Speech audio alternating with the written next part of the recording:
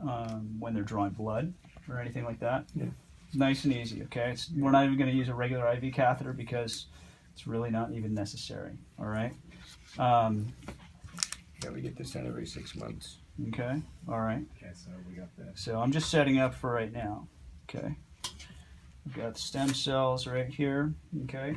The lot number is G004-120-716.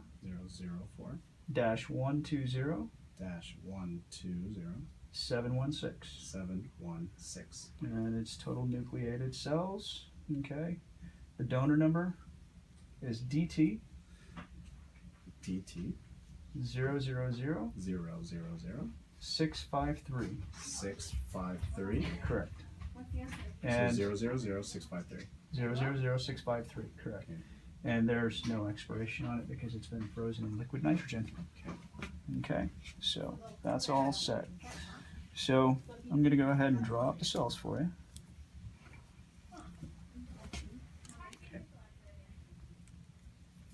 So you're taking An 8 ml syringe with saline in it. I'm going to draw up the initial dose of cells. Okay, so this is syringe number 1. Okay, I'm going to go ahead and recap that. So how much did you draw right there? It's roughly 1 cc. So it's So you can see okay. So it's now 9 cc's. Okay. Okay. So that's the most important one. That is syringe number 1.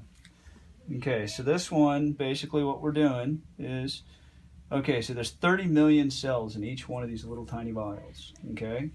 So 30 million cells in 1 cc means you get 1 drop, you miss it, you miss out on quite a few cells, right? So what I'm doing is I'm basically just washing out this vial to make sure that we've got everything we possibly can. with the second. With the second syringe, correct. Okay, so now this is our first flush syringe that we're going to use. Okay, that's syringe number 2. Okay, and just for your information, the reason I turn these, just so I know exactly which syringe is which. Yeah. Okay, all right, now we're done with this. With the second syringe, you just use that to wash out This the will remaining of in the vial. and then what, In the vial. what you do? Did you suck that up? So basically what I do is I inject about 1 cc and then I suck it up, inject another 1 cc. I do that about 3 times to wash out that vial, just to make sure that we're getting as much of the tissue out that we can. Okay, just to ensure, I mean, like I said, these are very highly concentrated. I just want to make sure that we get as much as we possibly can for your best effect. Okay, all right. Thank you. Absolutely. And then the third syringe is just left as regular saline, okay? And this is going to be our last and final flush solution, okay? We're just going to have that sitting there ready to go, okay? All right, can move that one. So the cells are prepped. Cells are prepped, syringes are prepped, everything's ready to go, all right? I'm going to go ahead and put this on your arm. It's going to be real tight. You have great veins. I was going to say. Great veins. She's I got don't even need that terrible veins, vein. but- Yeah, you have excellent veins. Yeah. It's not going to be I so can easy see it for from me. here. Very easy. Lucky. Yeah, what kind of a nurse is she that does our blood? Phlebotomist. Yeah, she says, you got great veins. Yeah, Nancy, on the other hand. Wendy. I'm Wendy. What did I say? Nancy. A couple weeks ago, we had no all flat veins, no, no, and it That was the Tough day. day. That It was was- like my lucky day. Okay. So I'm going to go ahead and pinch this off for right now. Okay. Just so we don't have blood go all over the place. And here we go. Ready? Yeah. Little poke. Okay. That's that. I don't say this lightly. You're as good as she is. Yeah. Absolutely no pain. Not even a pin prick. So I'm going to go ahead and let that come back a little bit.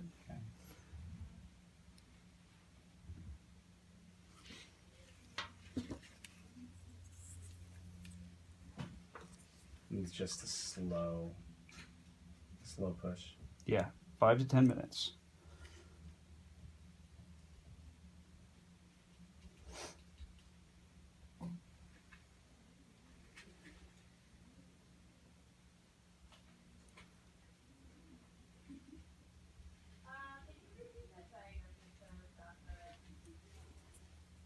Okay. Okay, here we go. And I just do a real slow infusion. Just get it going. Okay. Yeah, so 5-10 minutes for About 5-10 spread minutes. out for 3. And the reason I do that is because it's tissue. Okay, it's considered tissue just like blood or anything else. And I mean, anybody could have some sort of tissue reaction. I just want to make sure it's safe for you. We don't want to rapid infuse this and have it go systemically and everything like that, and have something bad happen. Okay, so we're going to just start off real slow in the very beginning. Toward the end, we'll speed up a little bit. Yeah. And there are some people already getting this done online that you can see on YouTube. And Oh, really? Yeah. Oh, wow. Yeah. But they didn't get the instructions that I guess. Oh. They didn't get Wasn't the it? education. Oh, well, I've been doing this for a little bit, and yeah. it's amazing because when I was in residency, we learned about the applications of stem cells and regenerative medicine. I mean, when I was in medical school, we knew what stem cells were and mesenchymal lines, but no one really pushed the application aspect of it. They're like, okay, these are stem cells, and stem cells, they divide into these cells, and this is what they form, and then we got to move on to the next subject. And that's really what it was. I mean, but I'm sure in medical school today, it's a different kind of dialogue. Let me tell you what they do with these cells versus when I was then, it was just more like stem cells, this is what they have the capacity to do, pluripotent versus multipotent. Oh, there's 4,000 different studies going on right Oh, now. I know.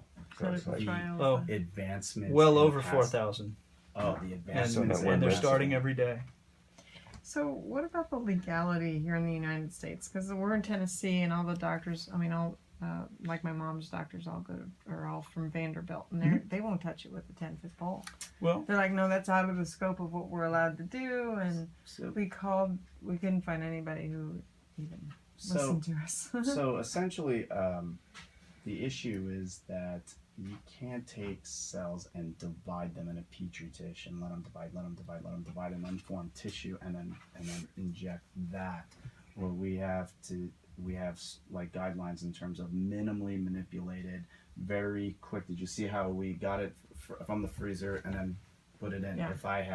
If we had treatment that was said, okay, well, we're going to grow this and do that, that's not legal in the country, only because of the ethics behind it. And they do that, and that's what they do in Panama with the lipo. Panama, They Correct. do the Germ. with they do- autologous cells. Yes. So the autologous cells are harvested from fat cells, and those cells are typically harvested, and then those are replicated. Grown. They're basically grown.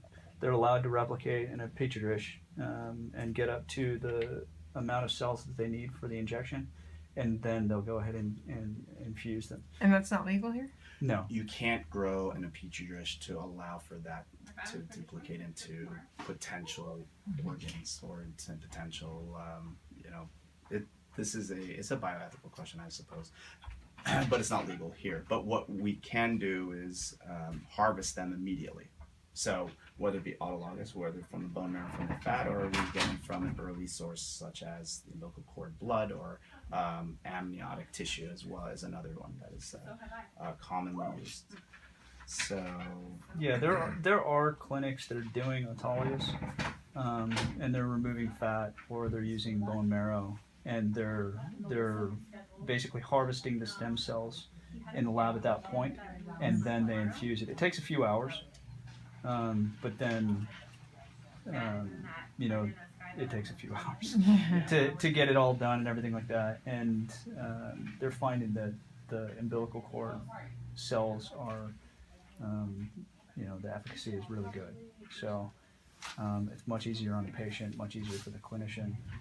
yeah, Yeah. much easier in terms of you don't have to undergo a very painful procedure. As that bone marrow procedure can be quite challenging, and not just that. When you're dealing with patients as you and I, we age, our stem cell number does decrease versus if you get it from an early source. So if you're dealing, if I have an 85-year-old patient and the clinician wants to do a bone marrow stem cell application, then you're dealing with a number that is it effective? Is there utility in that? Would you want to subject your patient to that kind of experience to try and hope to get a stem cell source that is all autologous, but then you're going to be dealing with a number versus if we get it from as early of a source as umbilical cord blood. So as far as so how would you go about in Tennessee, like finding a doctor that That's a good question. and how do you even find out about the legality of it? Where do you look? Well, as far as it state by it's state? not. I don't believe it's state by state, right? I mean, I'm not an attorney. It's an FDA regulation. It's an FDA regulation. Yeah, and the FDA approved it based on use as tissue. It's not used to diagnose, cure, or treat any disease. Exactly. It's not specifically approved for any specific treatment or therapy. Yes. Okay. So it's still considered experimental, which we already discussed. Yeah. And essentially, we've seen a lot of good results with therapy, but we haven't done any specific clinical trials on any specific medical disease or problem or anything like that. So there are several clinical trials out there, a lot of studies going on. Yeah. I mean, it's being done all over the place because obviously people are seeing amazing results all over the world. So I would tell those patients who would be very interested in getting treatment, it may be worth taking a trip to areas where they do provide that. So, I mean, I have patients who fly in from Idaho for treatment. I have patients who are coming in from abroad. But I mean, I'm not selling my clinic. I'm just saying there are people who do go out of state, out of country for treatments like this. Yeah. So there are clinics doing it in the For my Midwest. dad's dogs, this would be an easy drive for him. Oh yeah, yeah, absolutely. But I know there are clinics in Minneapolis and I believe Kansas City and I some know other places Atlanta out there. too, but Oh, yeah. that's about 6 hours. But for Yeah, I my was gonna- mom, who's 88, that's too much for her right now. Yeah. And what's really interesting actually is you mentioned Vanderbilt. I actually saw something. I can't recall when the study was done, but there was a study done at Vanderbilt. And I know there are people at Vanderbilt doing research on stem cell therapy. Yeah. So it's probably still in the experimental stages to the point where they won't allow it for general use. But I know that Vanderbilt has been brought up in some of the things I've read. So I mean, pretty much any major. I was going to say that. I was just going to copycat that. I was going to say most academic institutions that are a forefront in medicine are going to have stem cell divisions. It's interesting because I'm meeting with Dr. Trauma, who is my neurologist, on the 19th. 19th. Okay. So it's going to be interesting what he says about this. He'll probably say, "You did that without calling me first." We're hoping to have some results. He's gonna probably look me up and Like, what in the world is this guy? Is that it? That's it. We're all done. Good. Okay. All So right. yeah, it took about 8 minutes for the whole thing. Okay. Very simple, very quick. I'm just gonna go ahead and pull this All right. tape off and get you ready to have this thing come out. Next, we'll do the spine.